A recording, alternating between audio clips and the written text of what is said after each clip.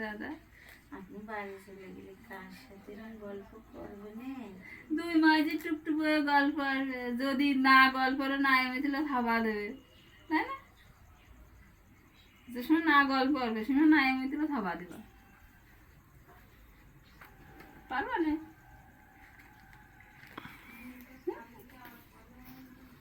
মনে চলে যাবে কাজে, এদের একটু কষ্ট হবে না।